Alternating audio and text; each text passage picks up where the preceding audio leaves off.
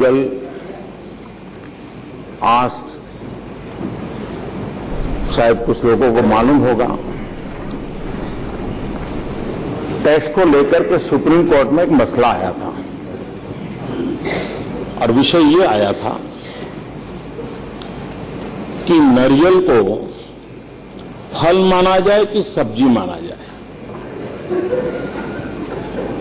नारियल पर फल के आधार पर टैक्स हो कि सब्जी के आधार पर टैक्स मुक्ति मिले।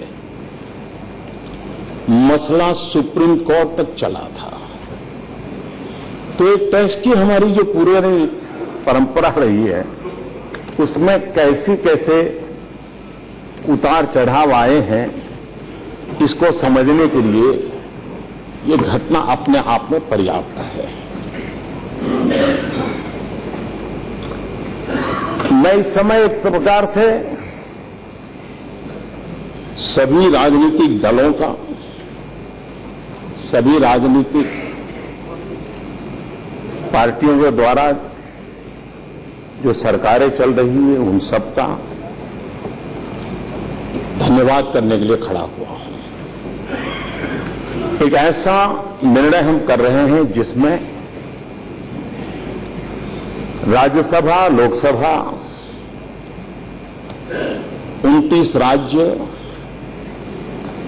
और जिनके कोई न कोई नुमाइंदगी जीत करके आए हैं, ऐसे 90 राजनीतिक दल, उन सब ने एक व्यापक मंथन करके, विचार मंथन करके आज हमें यहां पहुंचाया है और जिसको हम कुछ समय के बाद अंतिम निर्णय के लिए मोहर लगाएंगे। और इसलिए ये बात सही है, जन्म कोई दे, लालन पालन कोई करे।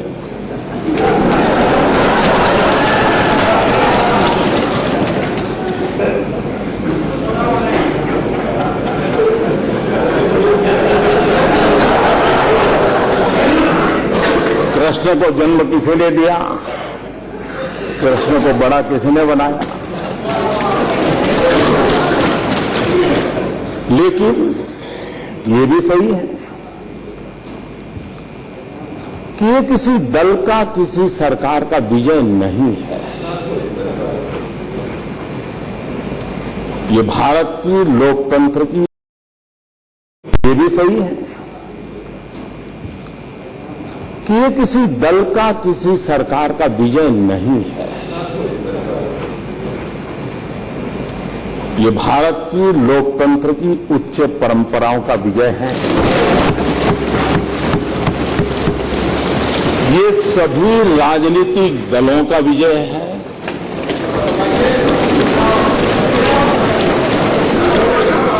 ये पहले की और वर्तमान सभी सरकारों के योगदान से है और इसलिए कौन जीता कौन हारा, इसके लिए मैं नहीं मानता हूं कोई विवाद की आवश्यकता है। और इसलिए एक मिनट प्लीज, 1 मिनट। माननीय सदस्यगण, अगर सभा की सहमति हो तो इस बिल की समाप्ति तक सभा की कार्रवाई बढ़ा दी जाए। धन्यवाद। धन्यवाद अध्यक्ष महोदय जी, आपने मुझे, वरना मुझे लग रहा था खड़गे जी मेरे लिए समय रखेंगे कि नहीं रखेंगे।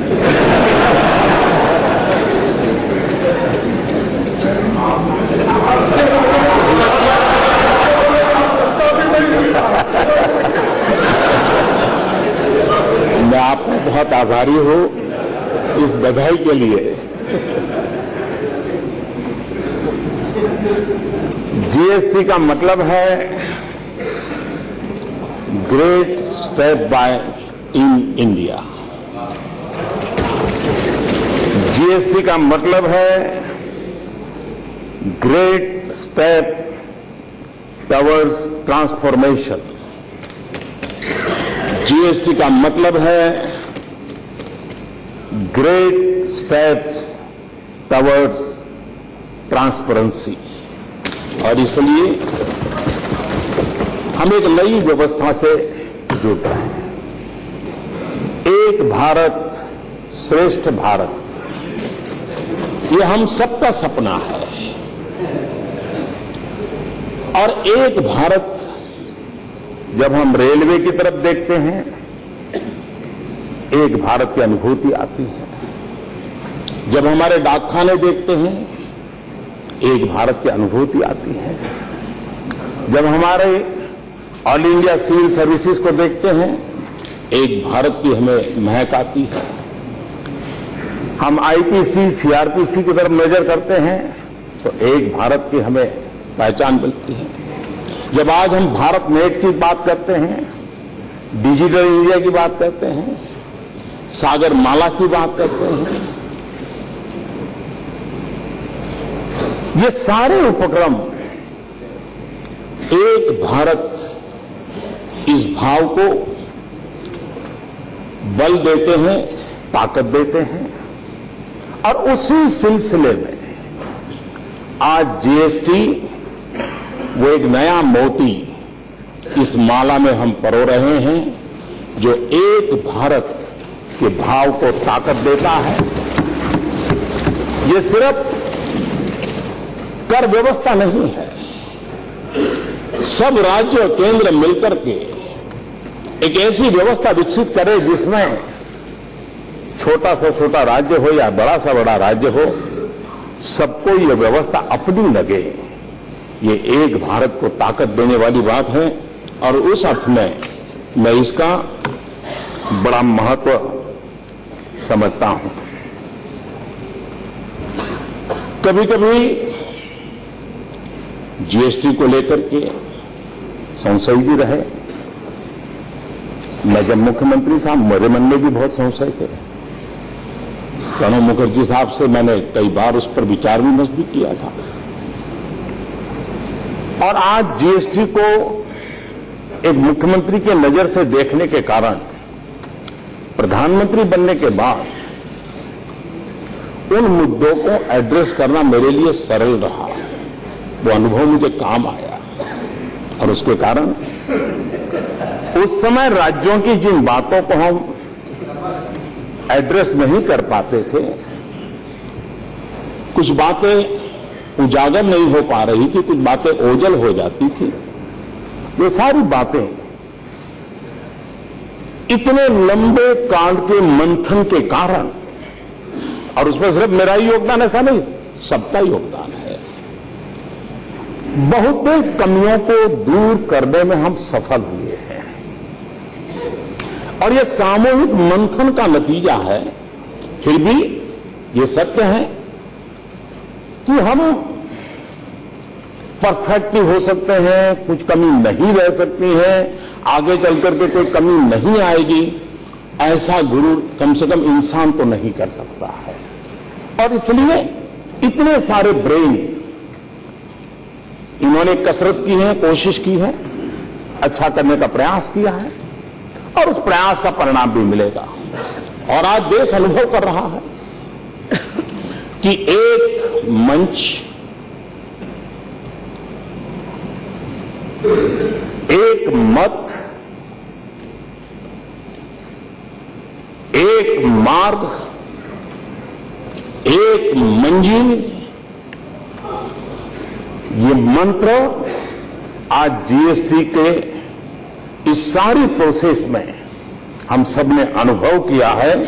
और इसलिए ये बात सही है कि राज्यसभा में अंक गणित में तो ये बिल संकट में आ सकता था। ये भी सही है कि राज्यों को केंद्र के प्रति अविश्वास का माहौल था, अपने अपने अनुभवों के कारण था। और इसमें सबसे बड़ी आवश्यकता थी कि राज्यों के में और केंद्र के बीच एक विश्वास पैदा हो। सबसे बड़ी आवश्यकता थी कि ये बात बहुमत के आधार पर निर्णय न हो। हम कतई नहीं चाहते थे और मैंने पहले भी इसी सदन में कहा है कि लोकतंत्र ये सिर्फ बहुमत के अंक का खेल नहीं हो सकता है, ये सहमति की यात्रा है, सहमति की यात्रा है और सहमति की यात्रा से आगे बढ़ते हैं। और इसलिए हम लगातार विचार विमर्श करते रहे। आज हमारे मोइली साहब को एक बात का बहुत बुरा लगा कि इस हाउस को जूनियर हाउस कहा जाता है।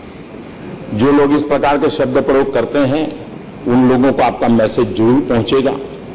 वो बदलेंगे कि नहीं बदलेंगे तो कहना कठिन है, लेकिन पहुंचेगा।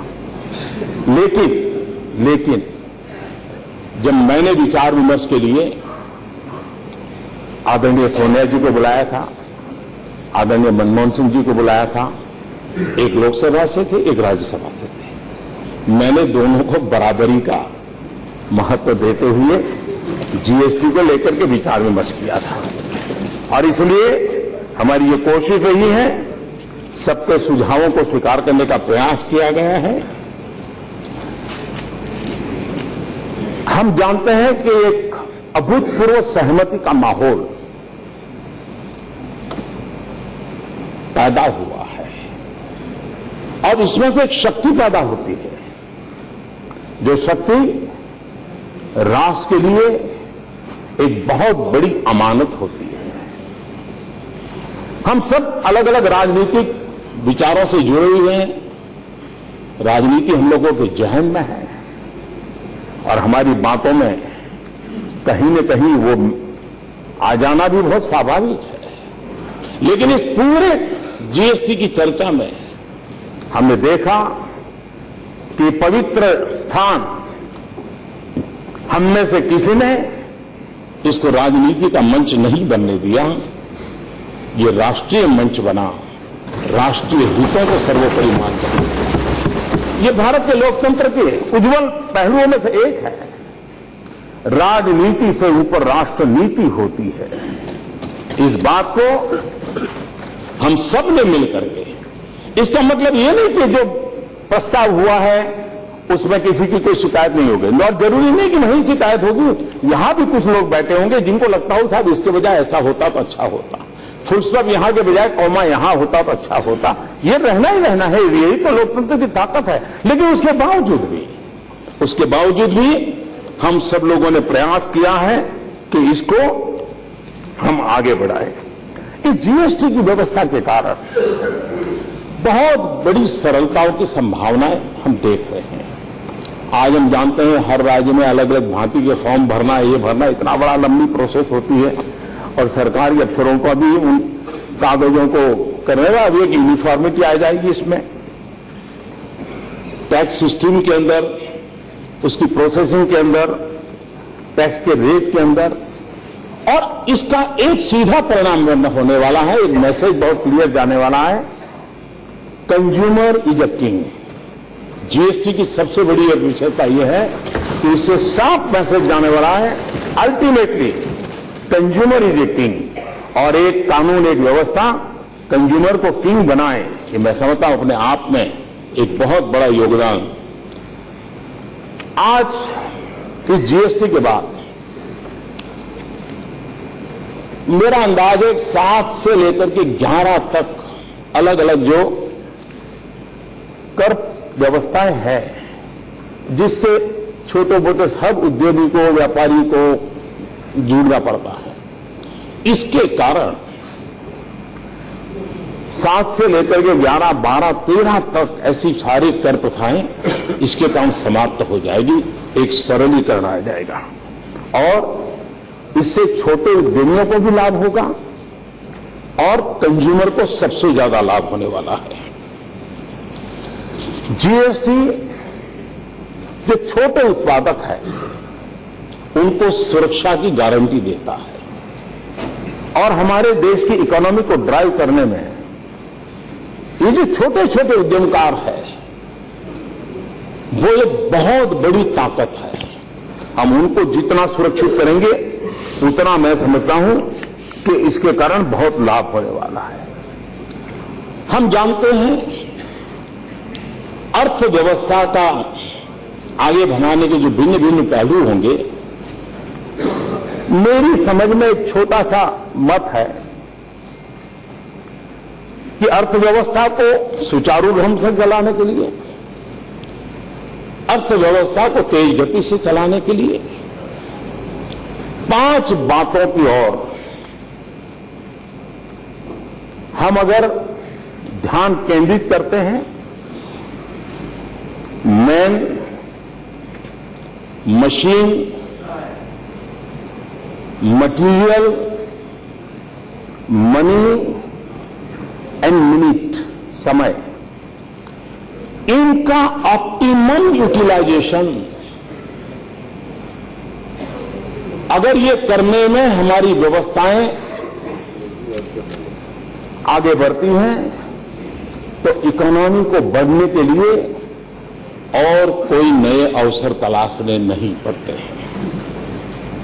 आज हम देखते हैं कि हमारी चुंगी प्रथा के कारण, चाहे ऑक्ट्रोय का स्थान हो, चाहे स्टेट के बीच में 2 स्टेट जहां बॉर्डर पूरी होती है वहां चुंगी नाका हो, हम मीलों तक कतार देखते हैं हमारे व्हीकल्स की, मशीन व्हीकल। और ऐसा अनुमान है कि हमारे देश में ये जो चलते फिरते साधन है वे अपनी कैपेसिटी का सिर्फ 40% ही यूटिलाइज करते हैं, 60% उसको कहीं न कहीं रुकना पड़ता है। अभी आर्थिक दृष्टि से रिसर्च करने वाली एक इंडिपेंडेंट एजेंसी ने अपना सर्वे बताया है कि इन कारणों से भारत में 1,40,000 करोड़ रुपयों का वेस्टेज होता है, जस्ट इन्हें रुके रहने के। उसमें सारा का सारा भूमिका चुंगी की नहीं है, लेकिन बहुत बड़ा मात्रा में चुंगी भी है। जीएसटी के कारण ये सारे हर्डल और प्रकार के होंगे, वो तो समय रहते निकलेंगे, लेकिन उसके कारण एनवायरमेंट को फायदा होगा। जो गाड़ियां खड़ी रहती हैं, पेट्रोल जलता रहता है, डीजल जलता रहता है, हमारी बहुत सामान एक जगह से दूसरी जगह पर पहुंचने में जो देर होती है, इन सारी चीजों में एक बहुत बड़ी सुविधा पैदा होने वाली है और उसके कारण एक सरलीकरण आने वाला है, और जिसके कारण हमारे देश को, हम जो विदेशों से इतना बड़ा पेट्रोलियम लाते हैं उस पर भी हमें कमी आएगी। और एक प्रकार से हमारे यहां सब प्रकार की शक्ति रखने वाले राज्य नहीं है। हर राज्य एक दूसरे के साथ, हमारे यहां सब प्रकार की शक्ति रखने वाले राज्य नहीं है। हर राज्य एक दूसरे के साथ इंटरडिपेंडेंट है। किसी को एक चीज किसी से लेनी पड़ती है, एक चीज किसी दूसरे राज्य को देनी होती है, तब जाकर के उनका कारोबार चलता है। और उसमें आज की व्यवस्थाएं बड़े हर्डल पैदा करती है। इस एक व्यवस्था के कारण उसमें जो कठिनाइयां हैं, उस कठिनाइयों को दूर करने में सुविधा होगी, ऐसे राज्यों की इनकम बढ़ेगी। आज जो राज्य हमारे देश में पिछड़े हुए राज्य माने जाते हैं, इस व्यवस्था के कारण उनकी आय बढ़ना एक गारंटी है इसमें, और उसके कारण इन राज्यों को शिक्षा में अगर धन लगाना है, हेल्थ सेक्टर में धन लगाना है, इंफ्रास्ट्रक्चर में धन लगाना है, तो उनके लिए ये इस व्यवस्था के कारण जो आय बढ़ने वाली है, उस आय से बहुत बड़ा लाभ ऐसे राज्यों को होने वाला है। और ये बात निश्चित है कि भारत के विकास के लिए पश्चिम में जिस प्रकार से विकास हम देख रहे हैं, सबसे पहली आवश्यकता है हिंदुस्तान के पूर्वी हिस्सा, उसको उसकी बराबरी तुरंत लाना चाहिए, वरना ये असंतुलित विकास देश को तेज गति से नई ऊंचाइयों पर पहुंचाने में रुकावट पैदा कर सकता है। जीएसटी के कारण ऐसे राज्यों को एक नया अवसर मिला है, और मैं आज ऐसे राज्यों से अनुरोध करूंगा कि जीएसटी लागू होने के बाद वे मैक्सिमम फायदा इसका उठाएं। जो धन उनके पास आए उस धन को राज्य की मूलभूत चीजों पर अगर बल देंगे, देखते ही देखते देश जिन सपनों को देख रहा है उन सपनों को हम पूरा कर पाएंगे। जीएसटी के कारण ये बात सही है, मैन्युफैक्चरिंग स्टेट के सामने कुछ तकलीफें हैं, कंज्यूमर स्टेट को ज्यादा फायदा होने वाला है, लेकिन भारत सरकार ने जीएसटी के माध्यम से उनको कॉम्पनसेट करने के लिए जीएसटी में उसका प्रावधान किया गया है और इसका फायदा जिन राज्यों को ये तकलीफ होने वाली है उसका भी समाधान इसमें होने वाला है। आमतौर पर दो भाइयों के बीच भी अगर झगड़ा हो जाता है सगे भाई के बीच में, तो या तो संपत्ति के कारण हो सकता है, राज्य और केंद्र के बीच का तनाव भी ज्यादातर या तो प्राकृतिक संसाधनों को लेकर के रहता है या तो संपत्ति को लेकर के रहता है। भाई इतना टैक्स है, हमें क्या देते हो, ये मिलना चाहिए, वो मिलना चाहिए, रहता है। इस व्यवस्था के कारण एक ट्रांसपेरेंसी आएगी, केंद्र और राज्य से कितना धन एकत्र हो रहा है, किस खजाने में कितना जमा हो रहा है, ये राज्य को भी पता भी होगा, केंद्र को भी पता होगा और लिखित नियमों के आधार पर उसका बंटवारा भी होगा। और उसके कारण फेडरल स्ट्रक्चर में सबसे बड़ी आवश्यकता होती है विश्वास। ये विश्वास पैदा करने के लिए एक बहुत बड़े कैटलिक एजेंट के रूप में ये नई व्यवस्था काम आने वाली है, जो भारत के फेडरल स्ट्रक्चर को मजबूत करने वाली है। और ये जो भी टैक्स कलेक्शन होगा वो दोनों की जानकारी में होगा, जिसके कारण बहुत सुविधा बढ़ने वाली है। अच्छा होता हमारे खड़गे जी ने इस बिल की कुछ बातों को बारीकी से देखा होता, शायद जिस समय बना होगा उस समय शायद देखने का अवसर न मिला हो, लेकिन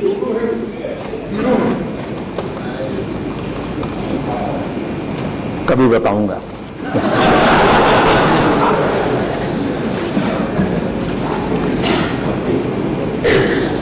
ये जीएसटी बिल ऐसा है कि जिसमें गरीबों के लिए उपयोगी जितनी चीजें हैं वो सभी टैक्स के दायरे से बाहर है, सभी टैक्स के दायरे से बाहर है। कंज्यूमर इन्फ्लेशन निर्धारित करने के आइटम में लगभग 55% फूड और जरूरी दवाएं ये जीएसटी के बाहर है। और इसलिए बोलने के लिए तो कुछ चीजें अच्छी रहती हैं, और भी आपको भी तो कुछ मीडिया में कल जगह मिलनी चाहिए और मेरी शुभकामनाएं हैं, लेकिन सच्चाई कुछ और है। इस व्यवस्था के कारण कभी कभार कुछ चीजें कैसे फायदा करती हैं। हम लोगों को मालूम है कि हमारे देश में रेवेन्यू और फिस्कल डेफिसिट ये हमेशा एक रहता था, फिर कर्ज करो, फिर राज्य कर्ज में डूब जाए, ये चलता रहता था। और सभी ने मिलकर के एक एफआरबीएम कानून की ओर गए। फाइनेंशियल डिसिप्लिन के लिए राज्यों ने भी उस बात को स्वीकार किया, केंद्र ने भी दबाव पैदा किया, और एक प्रकार से भारत में एफआरबीएम कानून के कारण रेवेन्यू एंड डेफिसिट दोनों के बीच में तालमेल का एक संतुलित प्रयास हुआ है, और उसके कारण राज्यों की इकोनॉमी में, उसकी इकोनॉमिकल हेल्थ में एक तंदुरुस्त बदलाव आया है, सकारात्मक बदलाव आया है। इस सरकार ने कानूनन एक महत्वपूर्ण फैसला लिया है, और कानूनन मैं कह रहा हूं उसका बड़ा महत्व है। और कानूनन फैसला ये लिया है, हमारे देश में एक बड़ी चर्चा चल रही है, रिजर्व बैंक की सोच एक होती है, सरकार की सोच दूसरी होती है, और हमेशा ग्रोथ और इन्फ्लेशन की बातें एक दूसरे के साथ जोड़ करके देखी जाती है और हमेशा होता है कि भाई इन्फ्लेशन है इसलिए ब्याज दर का ये स्थिति रहेगा, ब्याज दर की स्थिति ये रहेगी तो इन्वेस्टमेंट नहीं आएगा, इन्वेस्टमेंट नहीं आएगा तो ग्रोथ। ये सारी विवाद हम सुनते आए हैं। पहली बार इस सरकार ने कानूनन रिजर्व बैंक के साथ कहा है कि अब इन्फ्लेशन 4% स्थिर करना चाहिए, 2% प्लस माइनस कानूनन कहा है और ये 2021 तक ये रहेगा। और इसके कारण अब सब जितनी भी फाइनेंस से जुड़ी हुई इंस्टीट्यूशन है उनका इन्फ्लेशन के संबंध में एक जिम्मेवारी बनने वाली है। पहली बार ये कानूनन किया गया है और उसका लाभ मैं समझता हूं कि आने वाले दिनों में हमारी टैक्स कलेक्शन सिस्टम को, हमारा जो मनी बल्क है उस बल्क का डेवलपमेंट के लिए उपयोग करने की दिशा में और अधिक जिम्मेवारी बढ़ेगी और माहौल बदलेगा, ऐसा मेरा पूरा विश्वास है। ये बात सही है,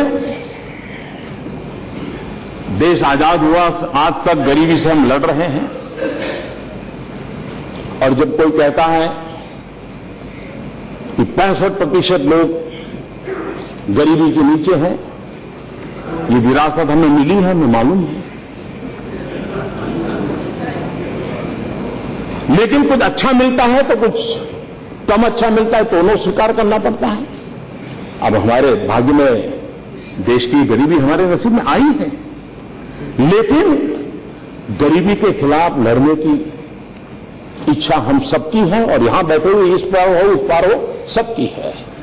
तरीके अलग अलग हो सकते हैं, हमारी कोशिश है economically empowerment of poor, educationally empowerment of the poor. ये दो ऐसी चीजें हैं जिसके माध्यम से हम एक ऐसी गरीबों की फौज तैयार कर सकते हैं जो स्वयं गरीबी को समाप्त करके विजयी होने के लिए सर खड़ा करके निकल सकती है।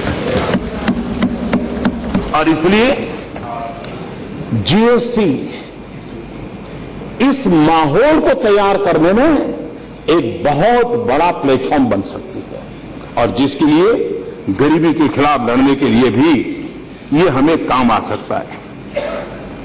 हम जानते हैं छोटे उद्यमकार बैंकों में लोन लेने जाते हैं, उनको कितनी दिक्कत होती है। हम कोशिश कर रहे हैं ये पुरानी आदतें बदलाव आए इसके लिए, लेकिन अब इतने सालों की आदतें कैसे बदलेगी, मेहनत तो कर रहे हैं, लेकिन ये सच्चाई है कि काफी बुरी आदतें पड़ी हुई है। छोटे उद्यमकारों को बैंक में अगर लोन देंगे तो 50 कागज मांगेंगे, हर कागज को क्वेश्चन करेंगे, क्वेश्चन करके रिजेक्ट करेंगे और उनकी पसंदगी के लोगों को वो पैसे दे देंगे। जीएसटी के कारण हर व्यक्ति का आर्थिक कारोबार का खाका सर्टिफाइड रूप में एवरी मिनट अवेलेबल होगा। वो जब बैंक में उस खाके को रखेगा, किसी बैंक के पास डिस्क्रिमिनेशन करने की कोई ताकत नहीं होगी कि इसको लोन देना कि नहीं देना।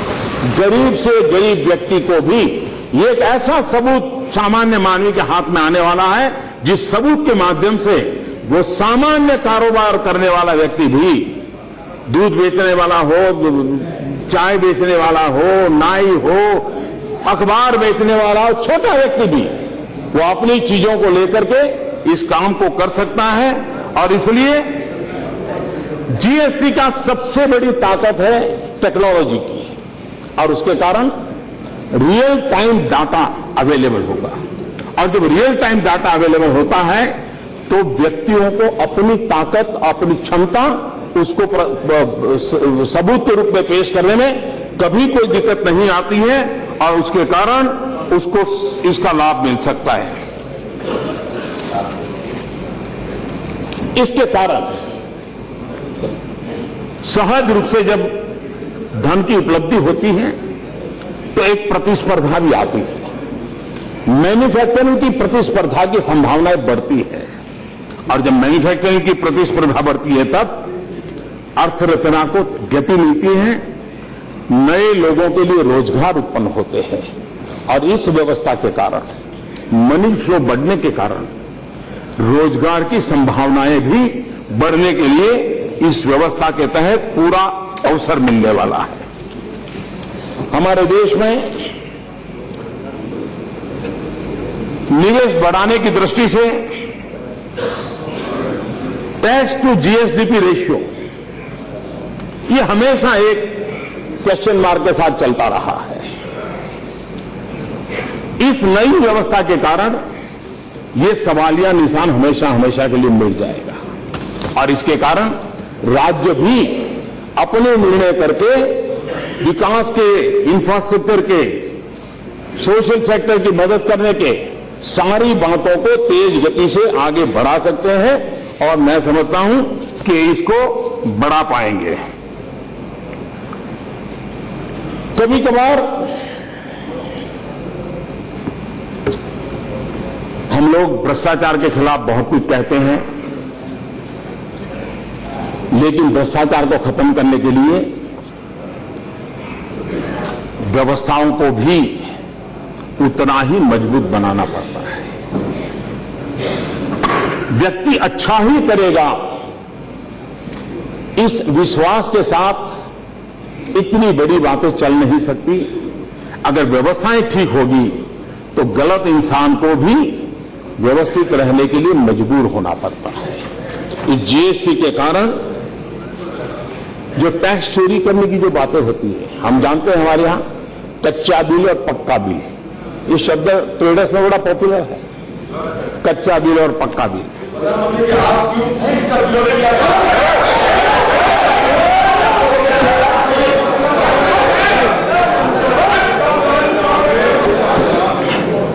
मैं तब से इंतजार कर रहा था कि आप खड़े क्यों नहीं हुए।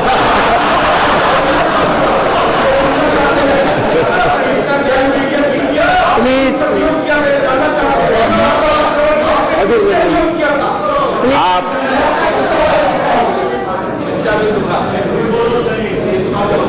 आपको कच्चे बिल की चिंता ज्यादा है।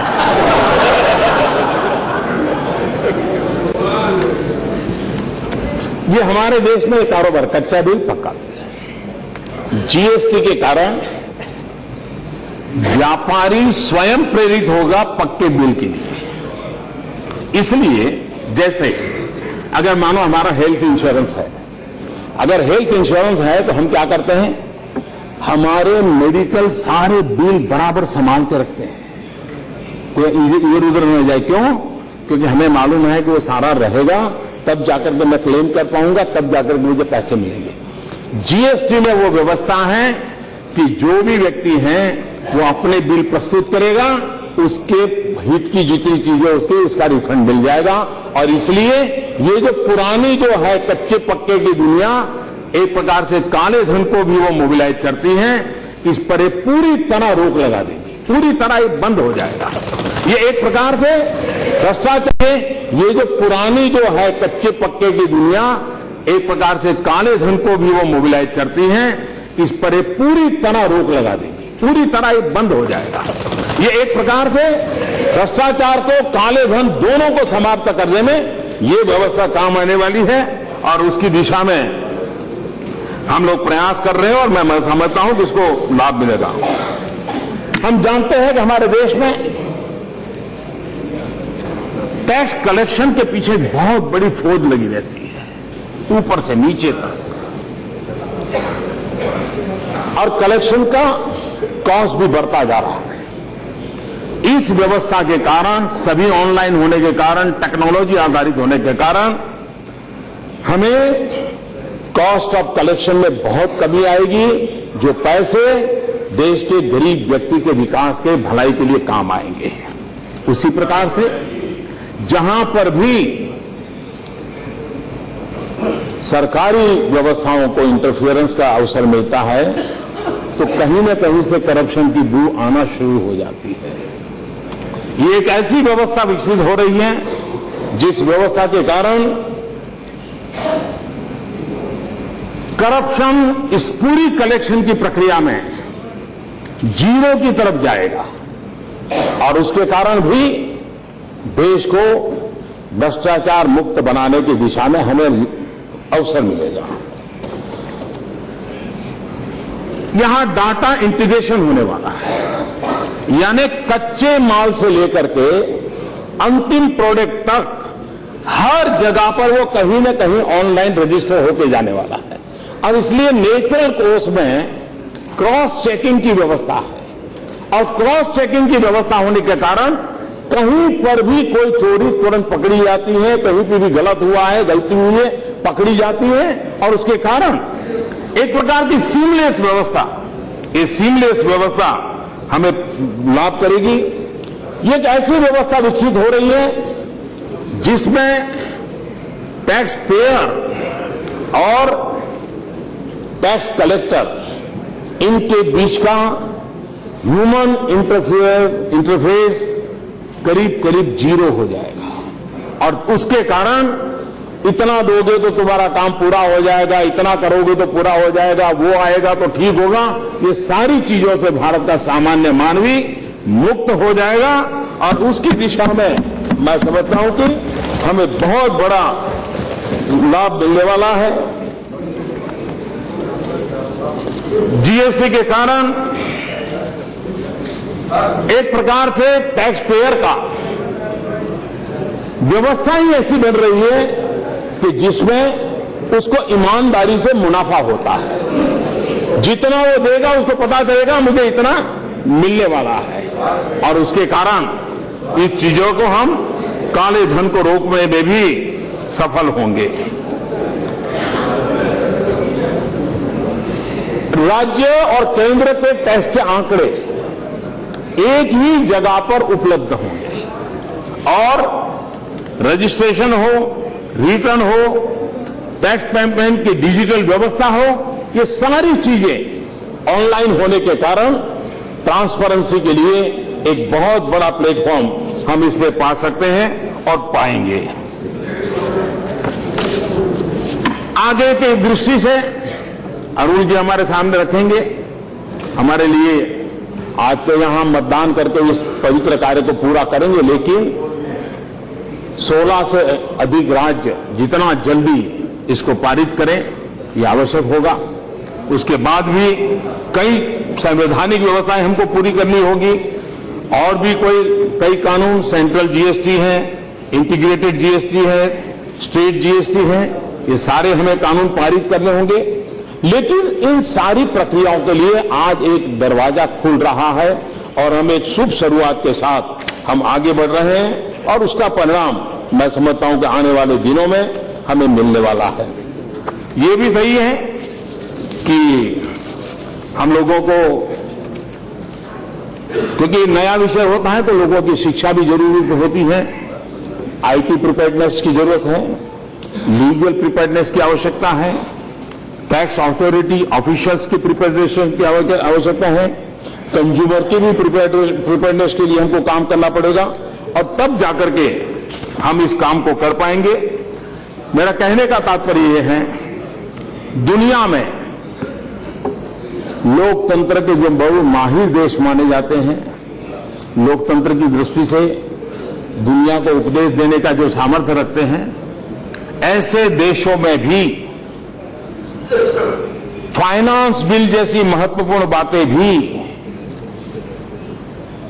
कभी कभी करा पाना बड़ा मुश्किल। जीएसटी का मतलब great step towards transparency. GST का मतलब great step towards transparency. GST से पिछड़े राज्यों की आय बढ़ेगी, भारत के संघीय ढांचे को मजबूत करेगा जीएसटी। ये कहना है प्रधानमंत्री नरेंद्र मोदी का। गरीबों के लिए सभी उपयोगी चीजें टैक्स से बाहर होंगी, ये भी प्रधानमंत्री नरेंद्र मोदी ने जीएसटी पर लोकसभा में बोलते हुए कहा है। खाने की चीजें, जरूरी दवाएं जीएसटी से बाहर हैं। रिजर्व बैंक से ये कहा कि महंगाई दर 4% के आसपास तक तय की जाए। ये कहना था प्रधानमंत्री नरेंद्र मोदी का। 2% कम ज्यादा हो सकता है। जीएसटी का मतलब ग्रेट स्टेप टुवर्ड्स ट्रांसपेरेंसी।